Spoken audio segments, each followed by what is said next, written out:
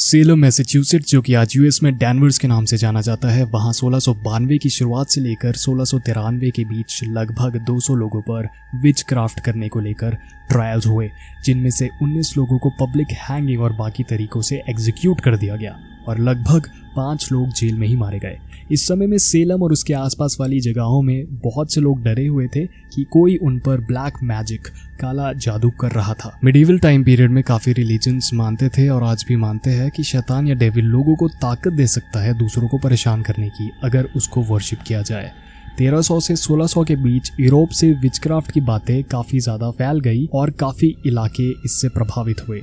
और सेलम गांव में जो ट्रायल्स हुए वो बताते हैं कि लोग इन सब चीज़ों पे कितना विश्वास करते थे और कुछ एविडेंसेस भी ऐसे सामने आए जिन्होंने लोगों को ब्लैक मैजिक पर विश्वास करने पर मजबूर कर दिया। फॉर एग्जाम्पल टीटूबास टेस्टिमनी, जिसके बारे में हम आगे डिस्कस करेंगे। चलिए कहानी को थोड़ा डिटेल में जानते हैं। 1689 में विलियम और मैरी ने फ्रांस के साथ अमेरिकन कॉलोनीज में युद्ध को शुरू किया। इसे किंग विलियम्स वॉर का नाम दिया गया बाय द कॉलोनिस्ट्स। हमें पता है इस टाइम पे इंग्लिश और फ्रांस एक दूसरे के दुश्मन थे। इस लड़ाई के कारण सेलम गांव में काफी ज्यादा रेफ्यूजीज आ गए जो लड़ाई से प्रभावित क्षेत्रों को छोड़कर आए थे। अब क्योंकि एक गांव में नए लोग आ गए तो वहां के खेत रिसोर्सेज कम पड़ गए और इसके चलते गांव वालों और नए लोगों के बीच कहीं ना कहीं टेंशन की स्थिति बन गई। खेती बाड़ी करने वाले लोग और अमीर परिवारों के बीच अनबन होती रहती थी।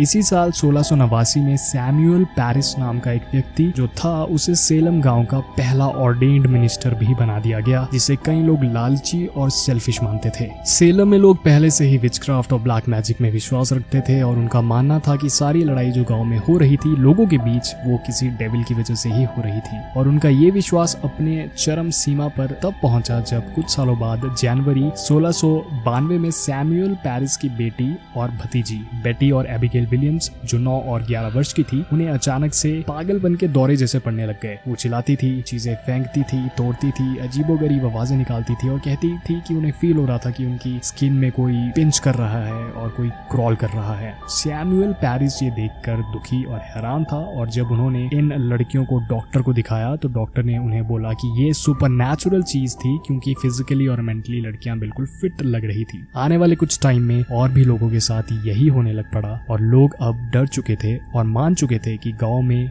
वाकई में कोई ना कोई उन पर शायद ब्लैक मैजिक कर रहा था। जब इन लड़कियों को लोकल मैजिस्ट्रेट्स के पास ले जाया गया ताकि उनसे जाना जा सके कि कौन उन पर जादू कर रहा था और क्यों वो ऐसा बिहेव कर रही थी, तो उन्होंने मैजिस्ट्रेट्स के सामने 3 नाम लिए, टीटूबा, सैरा गुड और सैरा ऑसबर्न। टीटूबा सैमुअल पैरिस की ही स्लेव थी और उसका काम बेटी और एबिगेल की देखभाल करना था, इसीलिए सबसे पहला शक तो उस पर जाना ही था, क्योंकि वो बच्चियों के साथ सबसे ज्यादा समय स्पेंड करती थी और क्योंकि वो लोकल भी नहीं थी और कैरिबियन की किसी जगह से लाई गई थी, इसीलिए उसकी एथनिसिटी के बेसिस पे भी लोगों का शक उस पर जाना जायज था। और दोनों ही सारा नाम की महिलाएं गरीब भी थी। तो अभी हम देख सकते हैं कि अब तक पूरा केस शक के बेसिस पे ही चल रहा है, बट जब इन 3 महिलाओं से पूछताछ की गई तो दोनों ही साराज ने उन पर लगाए इल्जाम को गलत बताया। प्रॉब्लम शुरू हुई टीटूबा से, जिसने सबके सामने ये कबूला कि वो विचक्राफ्ट करती थी और डेविल ने उसे ऐसा करने को कहा था। उसने बहुत ही डिटेल में सब कुछ मैजिस्ट्रेट्स के सामने बताया। उसने सुपरनैचुरल चीजों की बात की, जानवरों की बात की, एक रहस्यमय आदमी की बात की जिसके सफेद बाल थे, और इन सब को सुनने के बाद जितने भी लोग वहां मौजूद थे उनका डर और भी ज्यादा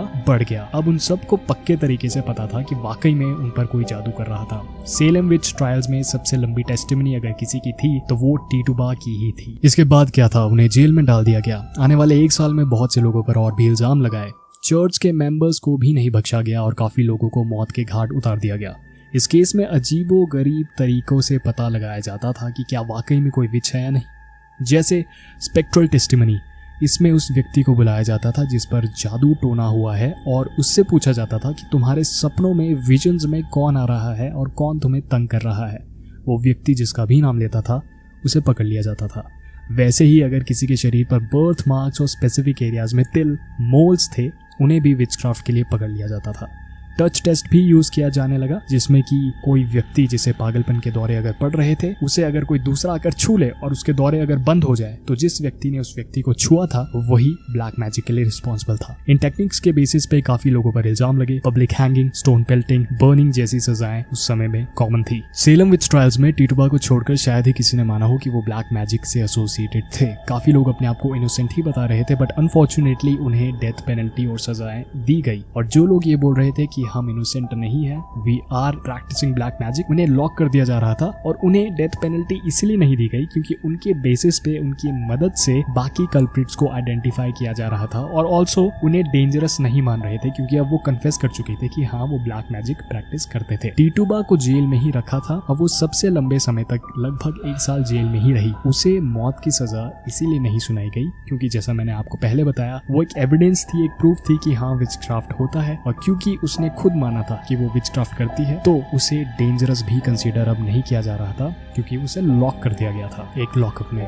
देखिए, आज हिस्टोरियंस मानते हैं कि टिटुबा वाज नॉट अ विच और ना ही कोई और विचक्राफ्ट में इन्वॉल्व था जिन्हें सजा सुनाई गई। इसका मतलब है कि केवल शक के बेसिस पे काफी मासूम लोगों को मरवा दिया गया।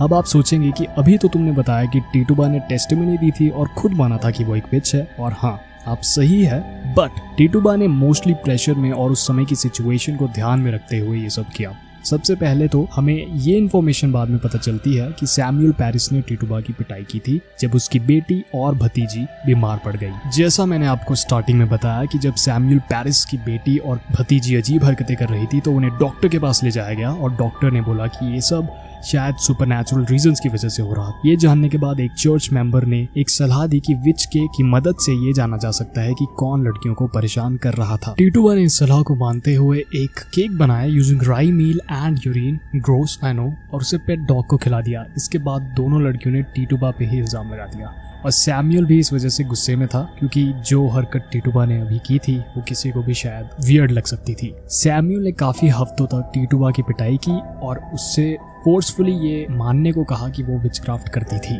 प्रेशर में आके टिटुबा ने कन्फेस भी कर दिया। फिर उसके बाद क्या था, टिटुबा वैसे भी एक स्लेव थी और शायद सेलम के लोग उसे अच्छे से ट्रीट भी नहीं करते थे। टिटुबा ने ये मौका अपने आप को बचाने के लिए यूज किया। उसने इल्जाम लगाया औरों पर और कहा कि और भी लोग गांव में विचक्राफ्ट करते थे।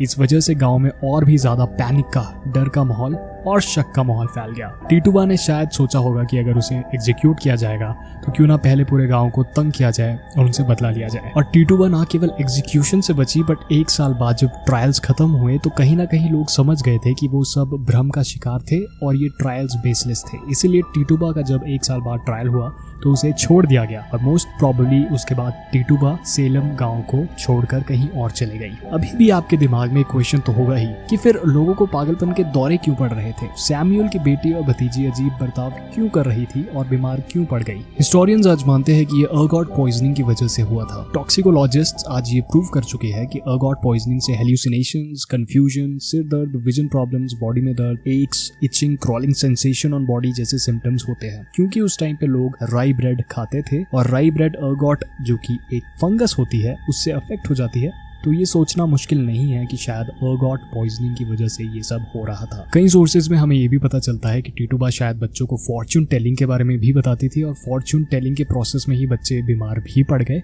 बट ये बात टिटुबा को एक विच नहीं बनाती है। और बहुत से लोग जब टिटुबा के बारे में सोचते हैं तो उनके दिमाग में इमेज आती है कि वो कोई बूढ़ी महिला होगी जो कि विच की तरह, टिपिकल इमेज जो विच की होती है वैसे दिखती होगी, पर ऐसा नहीं है क्योंकि Tituba during the Salem witch trials या तो अपनी लेट टीन्स में होगी या फिर अर्ली 20s, 18, 19, 20, 21, 22 शायद इतने ही साल की होगी। तो सैलम विच ट्रायल्स की जो घटना है और विच हंट की जो घटना है आज बहुत से हिस्टोरियंस मानते हैं कि ये इसीलिए घटी क्योंकि Paranoia, injustice, xenophobia, religious extremism और सोशल टेंशंस बहुत थी उस समय सैलम वाले एरिया में। और इसी के चलते ये जो एक अफवाह फैली विचक्राफ्ट की उसने एक बहुत बड़ा रूप ले लिया और काफी मासूम लोगों की इसमें जान भी गई। इतने पुरानी घटना के बारे में आज बोलना काफी मुश्किल है क्योंकि असलियत क्या है ये तो शायद हम नहीं जान पाएंगे। मे भी हो सकता है सेलम गांव वाकई में विचक्राफ्ट से अफेक्टेड हो या फिर ऐसा हो सकता है कि ये सिर्फ एक भ्रम के बेसिस पे जो चेन ऑफ इवेंट्स स्टार्ट हुई वो हो। But anyways it is a very interesting story और आप लोगों को क्या लगता है इसके बारे में let me know in the comment section.